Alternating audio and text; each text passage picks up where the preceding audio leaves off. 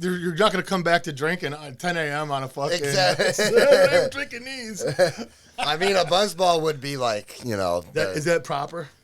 It is proper. Yeah, I think that's how it goes. I'm gonna try one of these, you guys. I'm just Do saying right the now. chalk tees. I got the shortest distance, and I I have dibs on the other one. Oh, you fucker. I All gotta right, try I'm drinking one. the apple. Oh, that one's the forbidden I worst. gotta apple. try That's one. the Forbidden second best. apple. Pat, you trying one? Yeah. Which one you getting? And the roll is? Hey, I got a whole stash. You do. You were He's got like 17 when you fucking- did this, you were Hey. serious. I got about 6. Hey, but the roll is you got to chug it in one go. That's fine with me. That's not a rule I should have any issue. That's with. our Kinda rule. fuck- I was All right, going to guys. just do that anyways. All right, you guys ready? Let's do it. God, these are the weirdest fucking things sometimes. Just starting off, like, and the next thing you know, you're doing a show.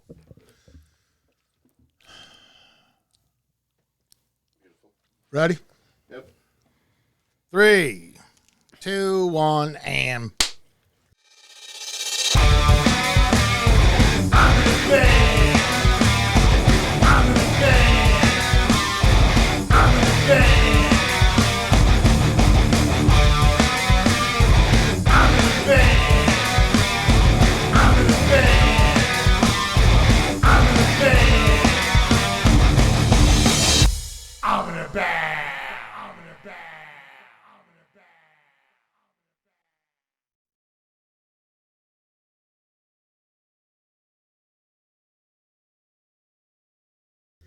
Hello, everybody, and welcome back to another episode of Level Up Cleveland. And this week, we got the guys from Buzz Balldrin here with us in the studio. I'm going to introduce the guys from left to right real quick. Guitarist, vocalist, lead vocalist. Yes. We got Charlie McCoy. What up? We got on bass, Mr. Zack Wilson. How's it going? And drums, Evan Hubbard. Pew, pew, pew, pew, pew. All right. And I know you guys really can't see this right here, but right here on the desk here in front of us, we have a whole row of Buzz Balls, which is actually what the band's named after. Sort of, right? I mean, it could be, there's a whole bunch of different things. We'll go over some of that. But Yeah. but we did that in honor of the Buzz Balldrin guys, another band from down here, Level Up, or Level 5, Level Up Cleveland. But you guys are down here at Level 5 also, another one of the bands. We've had several of them on already, and you guys are yet another one down here. Got your rehearsal space downstairs, so you guys came on up. This is actually the second interview we do with you guys, isn't it? Yes, it is. The first one was so good, we had to do another. Yeah, we were like, Yeah. dude, I think we could have the best one. Got a call back. So how you guys doing, man? Doing good, man. Thanks for having us on again. Yeah, not a problem, man. Yeah, we had a little technical difficulty the first time. That happens once in a while. Not often, but when it does. But you guys are cool, man. Came on back on. First time was fun. I think we're a little better spirited already, though. Oh, yeah. Oh, yes. I got some Starbucks in me this morning. Yeah. Ready to go. I was thinking it'd be really funny if we took, because the audio was good from the last one, if we just came back and listened to it and just, Just trying pretended to to live talk Like the whole Godzilla, time. like a Godzilla movie. Yeah, you yeah, know what I mean? It's like, I'm not talking Yeah, about- like purposely make it bad. Yeah, I thought that might be kind of funny, but also maybe a waste of time at the same time. Yeah, That would yeah. take hours. All right, so real quick, let me just introduce what you guys are real quick, and then you guys can explain a little bit about yourselves. But you guys are more of a punk rock band. I mean, like more of like the modern punk, Yeah. kicking ass doing it. I mean, seriously, I have had the chance now to see you guys not live, but I've watched a lot of stuff that I've seen now popping up Awesome, all over yeah. the place. Yeah, Been you trying guys to are. put that content out there. Yeah.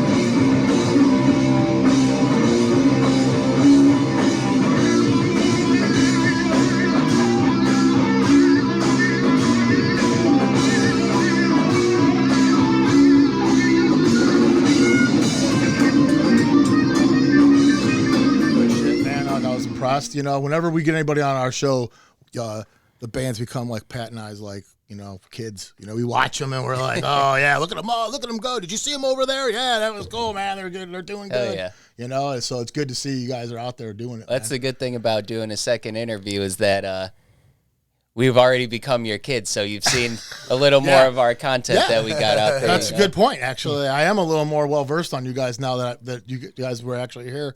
But anyways, so tell me a little bit about yourselves. Starting with you, man. So let's start with Charlie and see how do you get started in this whole thing, man? How does this All all right, start? well, I guess starting at the beginning, as far as playing guitar, yeah, like what's your beginning? How does Charlie because I can definitively remember the moment that I really first wanted to play guitar. It was sometime after that I actually started, but I remember I watched School of Rock with Jack Black when it came out. I was like 9 years old, and that end scene where they're like, kick some ass, they're playing the show or whatever. oh yeah, 9-year-old me was like, you saw yourself in that group? yeah, that really hit home in my 9-year-old heart, I guess. So anyway, I told my parents, like, yeah, this looks sweet. I want to do this. They bought me this acoustic guitar, and I didn't touch it for another 5 years until I was like 15. And then just kind of picked it up one day and was noodling around, and there was like a DVD. It was like one of those starter kit kind of deals. So it was like a gig bag, had some strings, some picks, like a DVD about, chords. And, Yeah, put your fingers here. yeah. So I would watch this DVD like every day, and like the more I did it, the more I was like, hell yeah. And like I learned, E chord, C chord, D, so on. And I would just practice it so much, and I like got to the point where I knew I wanted to like do more, but I had no like reference point. So, I asked my mom for lessons. My mom and dad bought me lessons, and that was, awesome of them to do. However skeptical they were at the time that I was going to pursue it or not. And I remember my mom picking me up for my first guitar lesson, and I was like, I want to do this forever. This is great. And so, fast forward almost 15 years now, like 13, I think. But anyway. Well, it sounds like you were paying a kept lot it more going. attention to the School of Rock than school. Yeah. Hey, yeah, my mom's going to watch this, and she's going to be very disappointed. You can't tell between 13 and 14? She is... Yeah, she's going to be upset that I didn't pay more attention to school. Sorry, Mom. But you can harmonize a riff. So Yeah, but I learned a lot about riffing. there you go. And then, very early on, I realized I identified with the sound of, like, heavier music. I didn't really know much about rock at the time, like, other than what, like, my parents listened to, which is not really heavy stuff. Like, what are they listening to? They like a lot of, like, U2, Springsteen. My dad's into, like, The Clash and Talking Heads. Oh, And that's cool, though. Elvis Costello, stuff like that. So that I kind of had, like, a basis, I guess, of knowledge, but not really anything. But my cousin Terry was really into metal, and he showed me, Metallica and stuff. And from there was fucking rabbit hole. Oh, yeah. And then it quickly got into, like, death metal, and then... I've just been in the trenches since. Do you ever like today ever have like quick visions and flashbacks of like School of Rock moments? Like, are you ever like, this is that part, man? Like, I'm there. Yeah, I think I'm Does it at ever that come age now where I'm Jack Black's character, though. I'm not the kid anymore. Yeah, right. I'm You're just looking around the going, burnt out guy driving around with guitars in my trunk. See an opportunity to rock, and I'm like, yeah. All turn right, it on Zack. its side. Cello. Yeah, just doing the whole thing. Yeah. All right, man. So Zach, how about you, man? How do you get started in this? I'm just going right down the line, you guys, if you haven't noticed. Well, I guess the journey has probably started. So I definitely got my first guitar in 5th grade. It was an acoustic guitar. I had it in the family. My grandpa used to play in the area with a band called Bent Penny back in the 70s. They had some originals, but a lot of covers, but they had some traction. They were able to go on tours and just do bar tours and that kind of thing. So always had that in the family. Him and my uncle Darren primarily played the most and played out the most. So just growing up, seeing guitars around my grandpa's house and just being curious about it and finding it in the closet and just messing with it. So they saw that there was an intrigue in that, so that's why my 5th birthday I got a guitar. I think the thing that made me want to play was Green Day.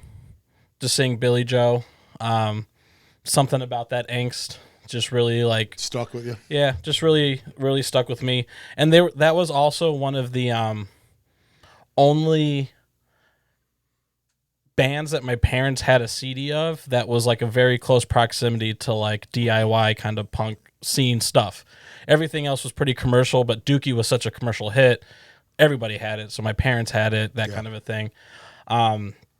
So I had an acoustic for a year, then I got an electric guitar the next year for my birthday. First concert I saw was Green Day and with My Chemical Romance on the American Idiot tour at the Wolstein Center. That was pretty cool. And then after that, I think 6th grade at school, we were able to start concert band. And I remember I went into music class the one day and we get to try all the instruments. Like the teacher's up there, like you can just go up and try an instrument. She's got this like little spray to clean off the mouthpieces in between everybody. And tried a saxophone, couldn't get a sound. Tried a flute. I've actually always tried to play the flute. My mom had a flute and I would always try to play it as a kid and I could never get a sound. Still couldn't get a sound. Trying to be a flautist. Okay. I thought you were going to say a skin flute joke, but It was right there for the taking. Yeah, I missed that one. tried it on a trumpet, too small of a mouthpiece. Tried the trombone, big enough mouthpiece, got a good sound. And I was like, you know what? That's pretty cool. Trombone is pretty unique. There's a slide. It's the only instrument like that. So really enjoyed playing, really enjoyed learning. I kind of learned I never had any guitar lessons. Learned kind of all the music theory side. Just I played in band all the way up through senior year, marching band, all that stuff. Jazz band. My last 2 years of high school, though, I did go to the JVS for culinary. So put a little bit of a squash on how much I was like. No pun intended. Right. I got you Yeah. there. Yeah, okay. Put a little bit of a squash, a little gourd on that. And but I still did marching band, but I didn't do all the other extracurriculars that were music driven at school. I was doing competition for culinary, but guitar was always there in the background. I was always playing at home. I'm sitting down listening to albums, just figuring out how to play these songs. Me and my stepbrother, Richard's one of the best musical ears I've ever experienced. Like, he's not very good at being creative, but he can sit down and listen to an August Burns Red album and figure it out how to play it in perfect. And that always blew my mind. So we'd always sit down together and just kind of like play and learn how to play. And pretty self-taught. And then just having that backbone of like a tenor, trombone, like where that kind of lies in the mix and like what you bring to the table for an arrangement really helped with me being able to develop as a bassist now. Got you, yeah. That's true. You brought it all together right there. I see how you did that. Yeah. And that is exactly how to be melodic, but also how to play your part. Yeah, and that is, I think what you did there was pretty neat. With people don't realize that how all these instruments do their own thing and they have their own spot and they have their own section, but they relate to other instruments and stuff. And once you know enough things about music in general, then they just start relating to each other, and everything just kind of makes sense through. Like there's a lot of general categories, And it comes from listening to a lot of music and playing a lot of music. It just subconsciously gets ingrained how it's supposed to feel. Yeah. And then as long as you have that and then whatever comes out naturally, like from your subconscious is like the true expression of you and like what your influences have led to and what you bring to the table now. And right. So when I was probably like a year out of high school when I kind of finally like realized and put all that together and just had like a explosion of like it just all made sense. Yeah. Yeah, it's cool, man. Evan, What's going on? tell me your story, man. How's this all? How do you start off? Well, when I was like 4 or 5, I got forced into piano lessons through my mom. I didn't like it. Like, I don't think any kid actually liked to sit there and do piano lessons, practice for like an hour a day, having a teacher show up at your house twice a week. Like, it just wasn't. I was over it by like the time I was 8. Did that till about I was 10 though. And then so that got, and looking back now, thanking the hell out of my mom for doing that, because establishing something at such a young age, like really ingrains it into your brain, whether you wanted to do it or not. Right. And so I didn't play any instruments from 10 till 21, but what I did do is I kept it going by playing video games. Dance Dance Revolution, like those arcade games, people would be like dancing on the pads. Rock Band, Guitar Hero, like people want to talk shit how those don't actually translate to a real instrument, and I tell them that's not true at all. Those games can really help develop rhythm and help develop, for me, playing drums, separating my hands from my feet. I got really good at that game and eventually started hanging around some friends that were doing a bunch of fire spinning, and they needed some drummers. So they eventually, like, I don't know if you've ever seen fire spinning, but usually when that happens, there's a group of drummers that sit and create the beats for the fire spinners. And someone handed me a djembe one day, and I just started hammering at it, and people were like, "You're really good at this." Like, and I've never picked one of these up before. And, started doing that for a few years, eventually joined a band that it was just like a ukulele, acoustic guitar, and me on a djembe. And that was for like 2 years. And, you know, I've been friends with Charlie for 12 years now. So he's always known that I had this talent in me, and goes, "Hey, my cousin has a drum kit sitting in his basement collecting dust, says we can use it." And I just picked up the drum kit for the first time, and it just came naturally. No kidding. Yeah. What a games. great story that is. Dude. Video I think he games. beat you guys on his story. I think it's really good I mean, stuff. he picked it up insanely fast. Yeah, I mean, like, wow, cool, man. Yeah. Because drums, you know, like, there's a lot of things about drums that, you know, like, you got to build stamina. There's so many things about playing the drums, especially what you guys are playing. I mean, it's not exactly like you're playing exactly like, you know, like little wedding song dance beats and stuff like that, you know? Almost all of our songs rest between 190 and 220 BPM. Yeah, man. Crazy. Yeah, I mean, like listening back to some of the early recordings I have of us, like on my phone and stuff, it was definitely a little sloppy, but How slow we played too. yeah, it's crazy. Like, I mean, every time we write a new sped up. song, it's very like the tempo's just naturally, I think. Just starts there. That's it. It goes slower at first because we're trying to, you know, figure the riffs out, but like, I don't know. Sometimes it's just kind of makes me laugh when I listen back to stuff, and it's like so slow compared to how we play it now, and it's just like we're just fucking ripping. Oh it yeah, now. I've gone back, listened to some old recordings, and not just me, like all of us have evolved like 5 times just in the last 4 years. Like we've all gotten so much better as musicians, and that's what hard work, practice, and dedication does. Hell yeah. I'm a thrash kid though, so I like playing fast. You know. So let me ask you about that. So real quick, first, how do you guys find each other? How do you get together? You guys said you knew each other for 12 years. Yeah, Evan and I met in college. We were in the same dorm, and we both smoked weed. So that, you know, Yeah, those naturally, like minds think, denominator. like minds naturally, smoke you know, together. I only I didn't inhale, but I inhaled for you. yeah, I haven't inhaled enough for the both of us. But yeah, so then we were in a fraternity together, and you know, did that whole thing for a while, and just, you know, a lot of friends in that time period when you're in college, especially living in dorms, like you have friends that you just kind of fade away. But Evan and I always stayed friends after that. We were very close in college too, you know, before that. And, you know, before music was involved, we also lived in the same apartment building for a while and stuff. So we were always just in proximity with each other. And then Zack, I met, we both were chefs before. The whole culinary thing. Yeah. We met working for Chef Dante very early on. We started almost the same time. I think Zack started like A couple months after you. yeah, but I mean we both worked there for like 6-ish years. Hey, I was there maybe. too, you know. Yeah, Evan Before both of you guys. Oh, Evan was there now a the little truth bit. comes out. Yeah. But I was a sushi chef for like 10 years. No kidding, man. Yeah. What Zack, a cool band to be in. Do you guys got any? I'm not even kidding around. I mean, this is the band to be in. yeah, You I got think, 2 guys, and then. So what did you do at the job? What did you do there?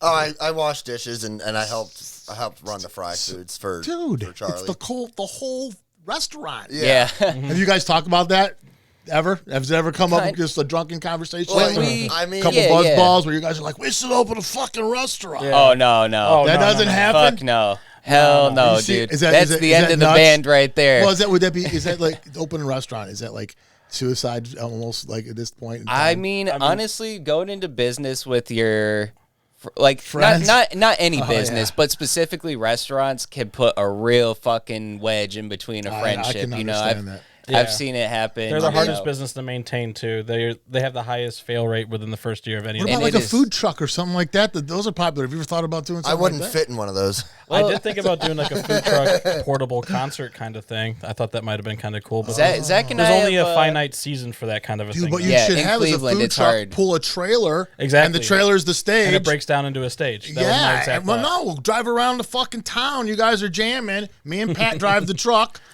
We watch the food. Hell yeah. Hell yeah. Oh, like driving. I would probably get some permits for It's a good that. business Yeah. idea. Like some parade permits. Hey, or something. man. Hey, the music I would think, draw the people. Yeah. Zach to and the I food. had talked about, you know, the possibility of one day wanting to do a venue kind of deal too. Yeah, I've always thought about So that. I mean, maybe I'd like one to do a day venue. we'll have a cool venue that has awesome food. Yeah, man. You know, that's the dream, but we gotta pursue the music thing first. Yeah, I think, seriously, you you got to know? get See it there. through. Do what you really love. Anyway, I mean, obviously, the music is what you really love, and the culinary kind of became a job. Is that would that be? Yeah, What I it mean, sounds and- like. Love and appreciate it. yeah, I still blows my mind every day how the culture of food, because it's like a necessity for life, and like our over intense like analyzation with like our consciousness to be able to break down and like create recipes and like learn these things and build on them blows my mind every day. But the restaurant can become a grind.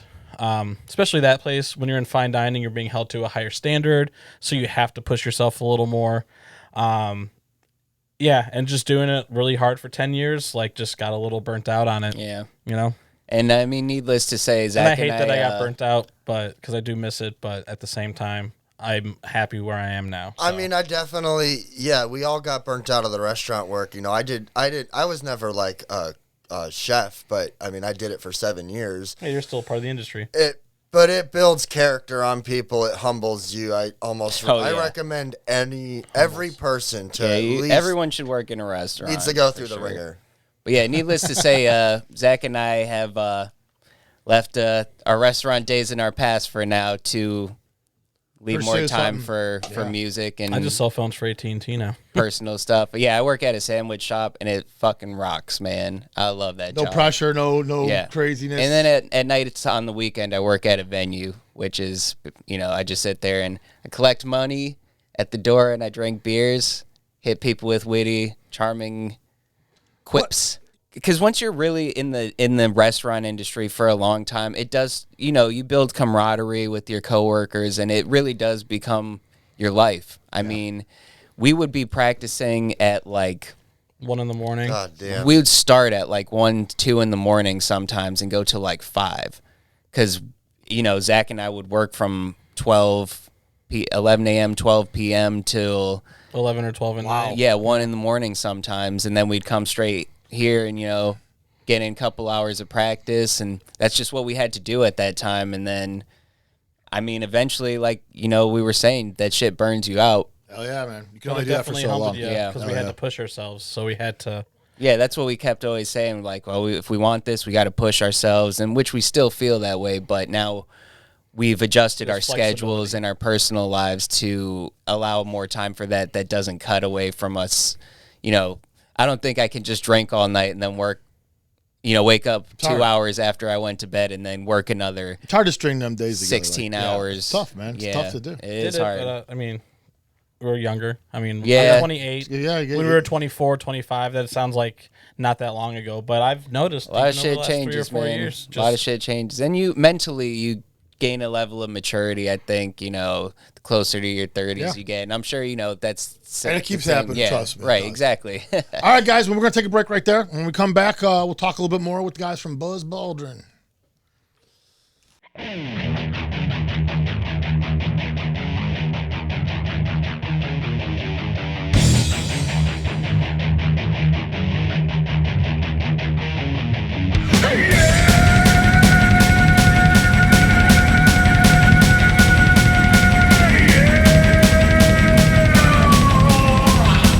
Cleveland.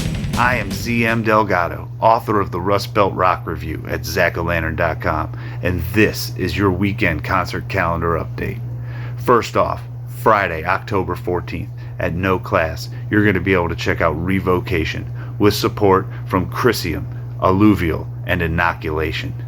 Next up, Saturday, October 15th, at the Agora, a true hard rock legend is coming to town. It's Mr. Michael Schenker on his 50th anniversary tour. With him, you'll have support from Eric Martin and Images of Eden. Finally, I just want to say congratulations to Paradox Rift on being named Cleveland Music Awards Best Metal Artist for 2022. Congratulations, boys. Well, that's all I've got for you, so until next time, rock on, Rust Belt. Back to you, Brian.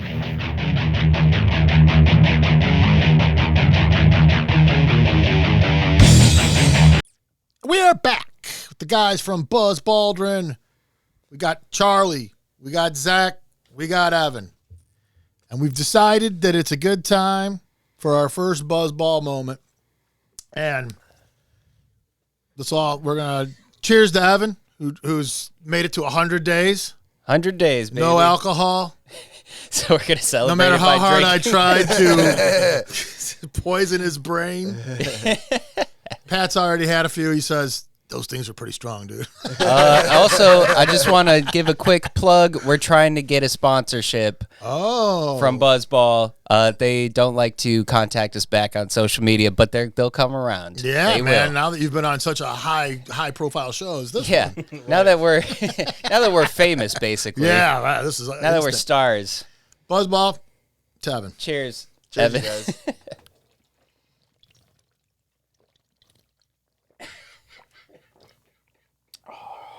Oh boy, that's sweet. Zach, you didn't follow protocol there. Oh yeah. Wow, that's that alcohol is. Oh wow. They used to be 20%. Now I think they've bumped them down to 15. People were dying. The whole Four Loko thing. They're Yeah, like, that's what I'm thinking. Exactly. As soon as you said that, I'm thinking this is Four Loko again. I feel like my teeth are tingling. Yeah, it's the sugar. Oh yeah. There's a lot of sugar in them things, man. They're pretty Yeah, if tasty. you got any cavities in there, they might have gotten a little bit. Wow, dude, you could drink a lot of those, man, I think. That's what you think, man. But after like the third one, you're like, Yeah? I'm not a big like sweets person. See, I think, you know what? I think you could make like milkshakes out of that. That would be fucking. It's like awesome. You know what It's I like mean? Kahlua. It is You like could- Kahlua, yeah. Yeah, you could like make a milkshake out of that where you can add just some dairy shit to it and whip it together, and people would fucking go crazy for that. Yeah. There you go. See, that's for your food truck. Hey, we said no more food talk. Oh yeah, I said that. So no, I do want to talk about the music though, Enough food because talk. we haven't really even gotten into you guys' music at all. Right, yeah. We've already went into break. We already had ZM Delgado do his break thing for us. So now we're back here and we're going to talk about what you guys have created, some of the singles you guys have already released. You guys have a bunch of stuff already out there. You're playing out. You guys just played out recently with Quiet Zoo, who was just on our show. So much to talk about. Yes. So where do we start? Let's get into it. Let's man. start with some of the stuff you guys have out though. What do you have out? How many songs you have out? What's out there for everybody to listen to? Right now? So right now we have a total of 5 songs out. 4 of them being on our first self-titled EP, and then one standalone single that was released March 30th of 2022 this year currently. So that one is the new boy, if you will. That's our working title for it. A new boy. I mean, it Yeah, has we a we title. still refer to it as New Boy, but it's called The Saboteur. Yeah. It's on all streaming services that you might use. Yes.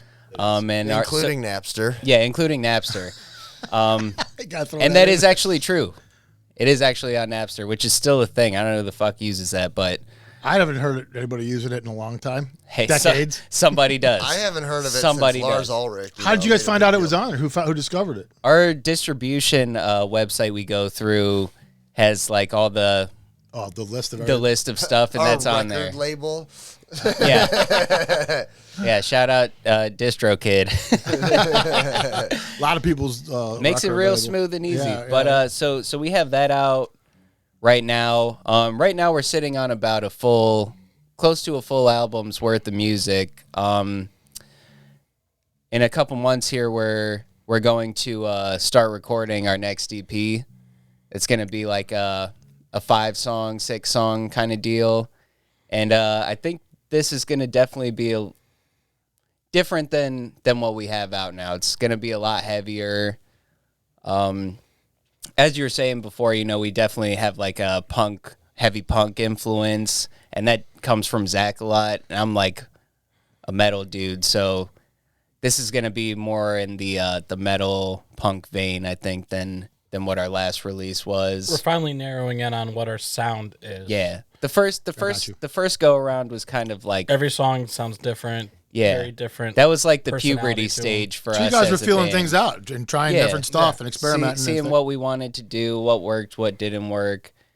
And now I think we've got it a lot more dialed in. And I think that dialing in led us to be what we're always born to be, which is just as I always call myself, death metal sex gods. So, Well, let me ask you something, like, because the whole punk and metal thing fusion is nothing new, right? I mean, that's been done.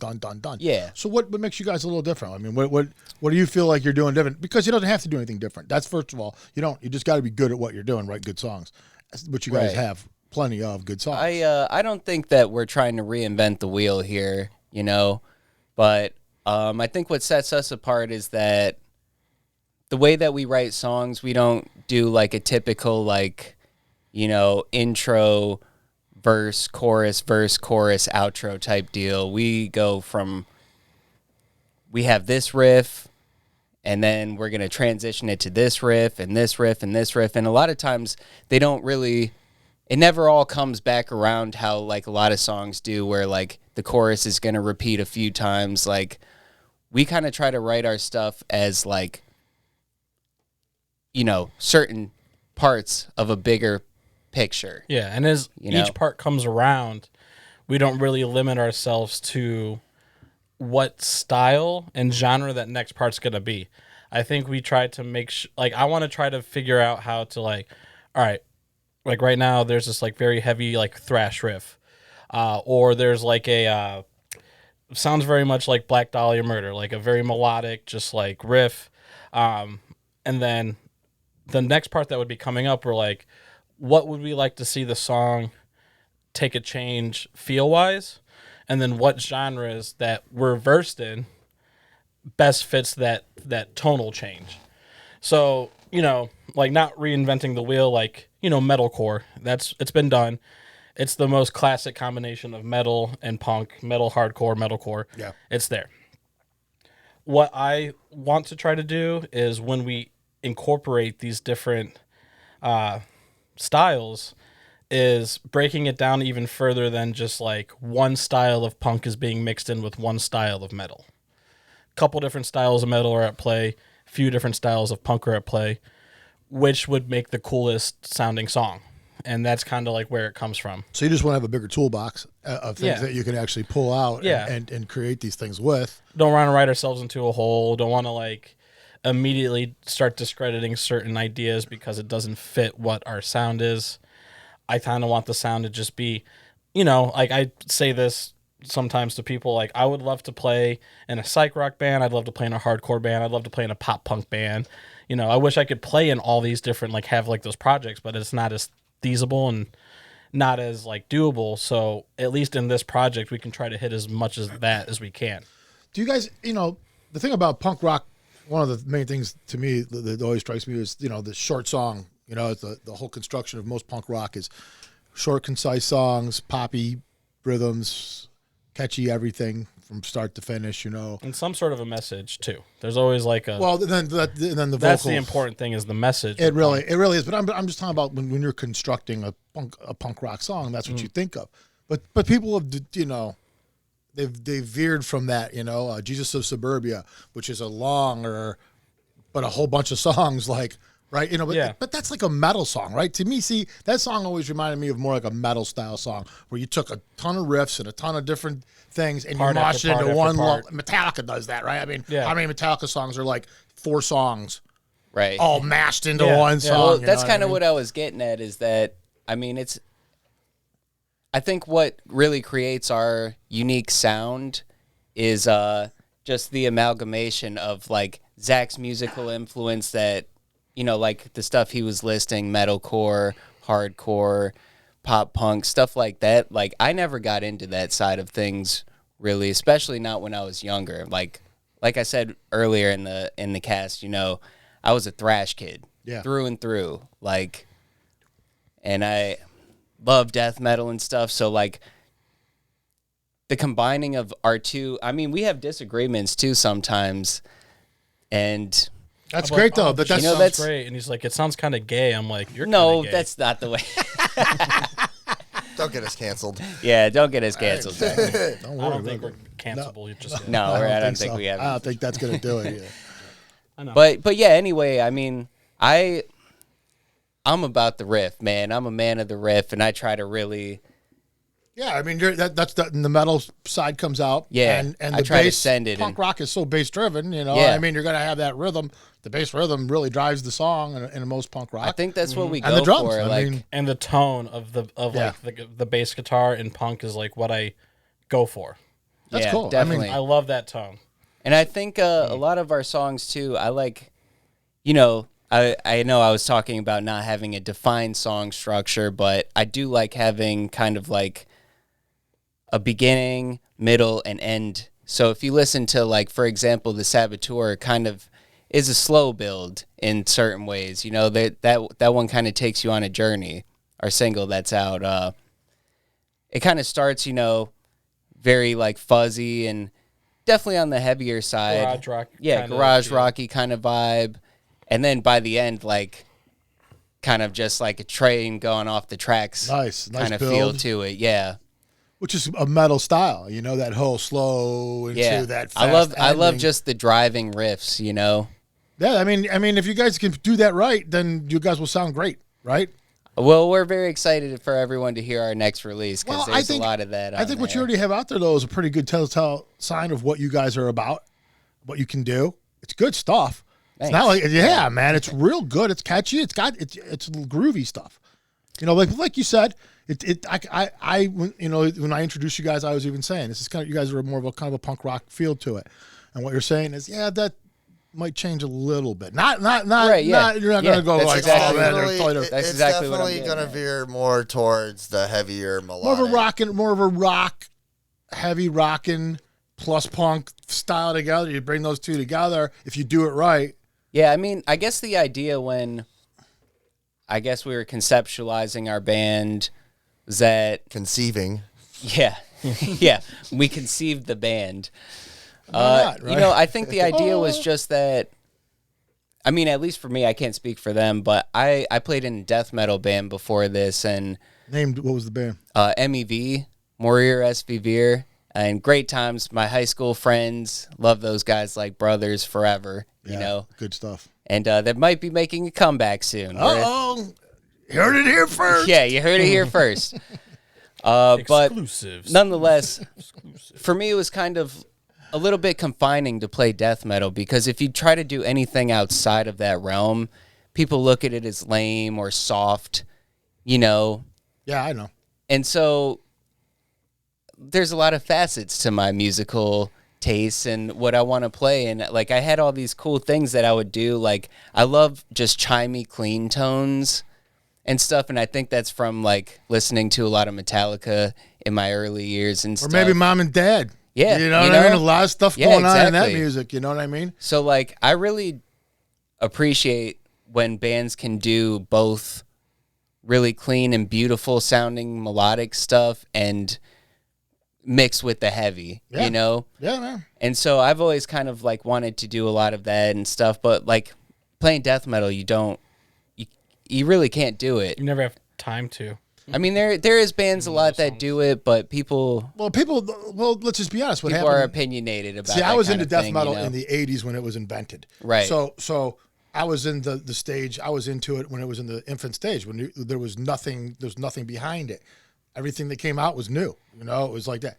Well, over the last 30 years, 40 years since them days, it's been so done and overdone and overdone. They've had to come up. You know, now they have whole orchestras playing behind metal. Right, yeah. And just, you know, how much more different can we make two things and try to fuse them together and make something out of it? Now that's been done and it's been done and it's been done and it's been done. That's where we're at now with it. So now and this is why I said a lot on here. I don't know if inventing a new music is necessarily the way to go. It's literally the old standard, write a good song. Yeah, like That's I said, right? we're not Staying trying true to reinvent the internal wheel. influences. Right. What comes out naturally, subconsciously, because of all this shit that has impacted your life. Up until now. Yeah. Right. Right? I Bring mean, it all up. so what I was getting at there is that, Sorry. you know, no, you're good, man. You're good. Nonetheless, you know, with this project, I really wanted to just do something that it wouldn't be weird if we went off of script with, you know, what if we came out with an acoustic song? I think maybe we can diversify our sound enough that it wouldn't seem weird to people, and they'd be like, that's Buzz Balldrin. You never know what you're going to get. Yeah, I mean, but how does this all work anyways? You bring up Green Day, right? And I kind of know a little bit about the Green Day story, right? I think everybody knows a little bit about it, you know? How they were a punk band, accepted in the whole punk scene, and they were coming up, and then they got successful. But that's not necessarily any fault of their own. I mean, you can't literally blame somebody for when you become successful, because at the time, everyone's trying kind of to be that in some level. And so if it happens, then the people who didn't get there yet get pissed at you because you got there first. It seems like that's how it works. They took the punk songwriting and perfected it. Yeah, it seems like that's how it works, right? So, and I mean, here's my point on your guys' trail, right? Really, what you guys are trying to tell me is you like metal, you like punk, but you guys are very cool about each other's likes, and you guys have played together. Because there's a lot of crossover too. There's a lot of crossover, You know what's funny about playing in a band? Songs that you didn't even like before, you play in a band, you play that song, and you're like, that was fucking cool. I mean, I Zack did not believe I liked that song, but so much more fun playing songs than it is listening to songs. Yeah. So when you guys are creating this music, it becomes, as you learn that part, it becomes easier to accept the other person's, like, you're like, you know, like, wow, I've heard this play out before. I know how you and I are when we write these things together. They come out better, and you start growing from that, and it becomes easier and easier to write with each other. Right. You start becoming more like comfortable with the other person's idea. You start hearing it in your head now because you've heard it before. You know, like, you're like, I know what you're talking about. And how to make that idea better, rather than being like, well, my idea I think would be better here. It's like, all right, well, that's the idea that we have, so let's work with it and make it better. Right. I'm glad you brought that up, because admittedly, like in my early 20s when I was in my, you know, full swing of death metal, I was very like elitist about death metal, and I really didn't even give like the punk side of like metal sounding, you know, heavier stuff the time of day, because I just thought it was like, You thought it was gay. can we stop saying that, man? As soon as there was a sing-songy chorus, you're like, I'm out. Yeah, Everything up seriously, until though. then was dope. I and just then thought this it was guy's like lame. going, Like the then thing that I'm trying to avoid with our band falling into a hole like I did, you know, in my death metal days, is because I experienced that firsthand. You know what I'm saying? Like, I was that person that I was like, this isn't like heavy enough for me, that kind of deal, or it's just not what I like, or it's too simple and stuff. And like working with Zack, honestly, he's got me hip to a lot of bands, and vice versa. Like we always trade off bands, you know? You guys like have got, Idols, for example. Yeah, I probably there's would have never definitely- got into Idols if Zack hadn't brought them up to me first. Yeah, And I mean, there- the there's list a- goes on too. There's a lot of bands in now my playlist that, I mean, it actually starts with Charlie, where he got me into the whole death metal scene to begin with. I really had no clue outside of like Metallica and like he showed me Megadeth and stuff, and then I was just like hooked from there. And there's a lot of songs on my playlist that are a combination of both Charlie and Zach's music. So yeah, definitely Evan and I have been to a lot of death metal shows. We've seen got a lot of stories too. Dying Fetus together, Black Dahlia Murder. You know, a lot of I think the we saw Gates. at the Gates. Gojira. Yeah, Play Gojira Riff. bunch. you guys realize every time you say a band, I got to find a picture of that band and put it up on the fucking. Oh, do you? All right, we'll stop name dropping here. Create I'm more just work for fucking- the host. I got so what I want to ask you guys is about what of all the songs you guys have out, EPs, everything you have out. What's your favorite song? Do you have one that like you enjoy playing the most, or you know, when you do your set list, you're like, this has got to be this song? I definitely think, personally, for me, it's the Saboteur, and I'm not even just listening to Charlie's guitar solo, it's one of the fucking best solos I've ever heard. Sweet. And it's so Thank good. you. And yeah. Okay, so like playing drums and practicing that song, being in such a confined space, it was really hard for me to actually pinpoint and hear what he was playing. And, you know, we've played this song for like 9 months before we actually recorded it. And then we went to the studio, and I remember telling him, like, dude, that's what you're playing? That's fucking awesome. And literally sitting next to him in practice, I never got to hear note for note what he was playing. When I actually got to hear the isolated track, I was like, dude, that fucking rips. Sweet, man. That's sweet. See, that's what you need out of a band member, a fellow band member, that kind of like support. You know what I mean? Yeah, It's I like, know. Fuck yeah. I'm over here cheesing, but Evan's never told me that before this. Oh, another exclusive. So thanks, man. That's cool. No, that's cool. I'm Appreciate it. You know, and that's what we'll hopefully write the next song, right? You know, then that'll be like, now we're like a little tighter, a little. I always tighter. try to top myself, man. You know. So you guys, real quick, you guys said that you had going to be recording another EP pretty soon. Yeah. Oh, Do you yeah. guys already have a lot of that written? You're saying then, so It's pretty much done. so you guys are ready to go in a studio. Mm-hmm. Where do you guys go record? You guys record over here with Chris, don't Yeah, you? Chris DeCola, man. Shout out Chris DeCola, my Yeah. main man. I started recording with Chris when I was 18, 19 in his bedroom in his apartment in Little Italy. When he, no shit. Yeah, and I mean we've been good friends since, and he recorded our self-titled EP. Isn't that And, something to have? Isn't it nice to have a guy like Chris as your buddy? Yeah, it is a great guy. He's a great guy to have. Yeah. He's a great. The Saboteur we recorded with our other friend John Chips. We were trying to mix it up, see how someone else would do things, and we learned a lot about how I think our recording style works best for us. Initially we were doing just track by track, like just do only the guitars, only the bass, only the drums. I think on this next one we're gonna try to do more live stuff. more live stuff for Sweet. sure, because I think the energy, especially that Evan gets with his drum playing, I think he builds a lot from having momentum within the song. Yeah, and almost like once you're like on that click track, sometimes it just gets awkward and robotic. Hey, I tell you right now, real quick, when you're hearing these live bands that are playing out all the time now, right? And you can hear when they're playing on a fucking click track. They're slowed down, and Metallica's the worst at it. Now, I every time I watch any new Metallica show live, I'm like, stop playing with a click track, you guys. Yeah. It's fucking. It's like they forcibly have to slow down everything they do because that click track's keeping them on this time, and they don't sound like Metallica anymore live. Metallica live was every song was twice as fast than the recording, right? Because they could play twice as many songs. And that's how they did all their shows, and it was great when they played those tunes like that. It was like that was live Metallica. I know, yeah. Now you watch live Metallica, they're playing to that click track, and it's almost like they're looking at each other like, "Dude, like that's what I'm saying. Can we play any slower?" There's definitely points in our songs that the momentum builds, and there's gonna be a natural tempo increase. And if you have a click track going, you're never gonna mimic that the way you could if you're just all playing at the same time, Taking the human out. Yeah. Of the equation, But so we're trying to really record the energy that we provide in our live performances and just get that on record and provide the best performance that we really can for our 10 listeners. You know? Dude, we're gonna fucking make that. We're gonna grow. It's like 32. We're It's gonna going to be this 12 thing. by the end of the year. We promise that. Yeah. Fuck yeah, man.